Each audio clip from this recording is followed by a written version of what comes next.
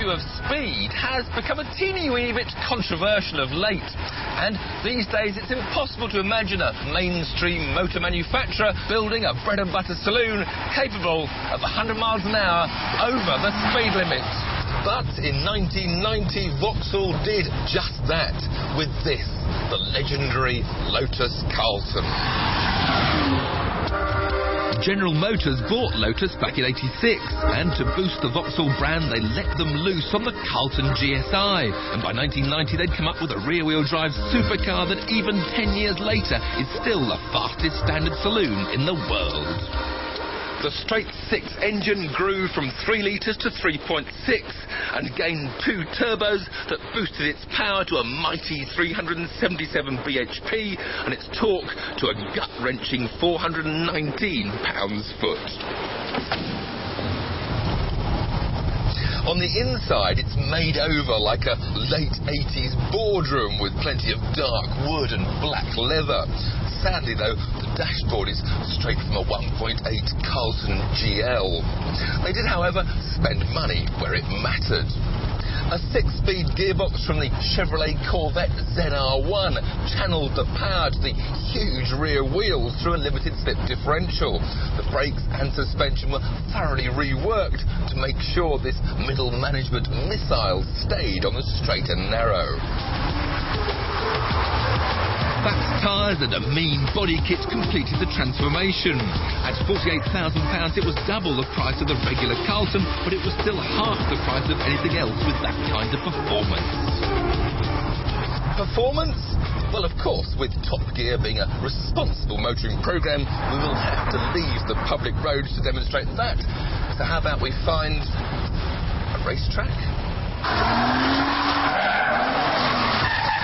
When you're talking about performance, you're talking about 0 to 60 in 5.2 seconds, 0 to 100 in 11.5. This is mega. And of course, this was in the days when you didn't even have traction control to switch off in the first place.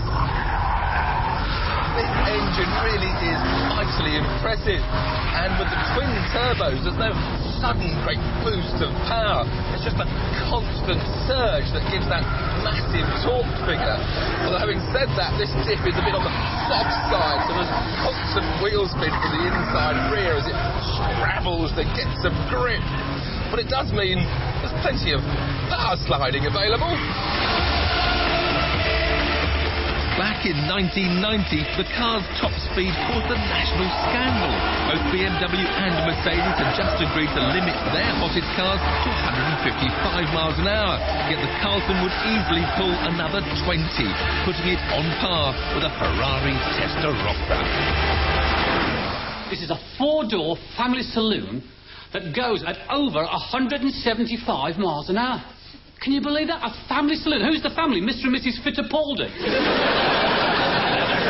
This car comes complete with a driver's ejector seat and a portaloo for the passengers. But for police and safety groups, it was no laughing matter. For them, this car was plain dangerous, an invitation to break the law. Such was the furore, Vauxhall even decided to drop any mention of the car's top speed in its advertising. Cynics even suggested the police were upset because Vauxhall had just sold them a pup in the form of a fleet of 24-valve Senators that could only do 149 miles an hour. Cynics suggested that, but of course, we couldn't comment. But just as the Carlton broke cover, so the recession hit, and muscle cars with big price tags were just too high profile. Joyriders stole them, villains used them as getaway cars, insurers were charging premiums of £6,000, and potential customers just faded away. Yet mention the Lotus Carlton today and it still attracts enormous respect. It's that good. Best examples fetch around £25,000. Shabbier ones nearer 15. As supercars go, this really is something of a bargain.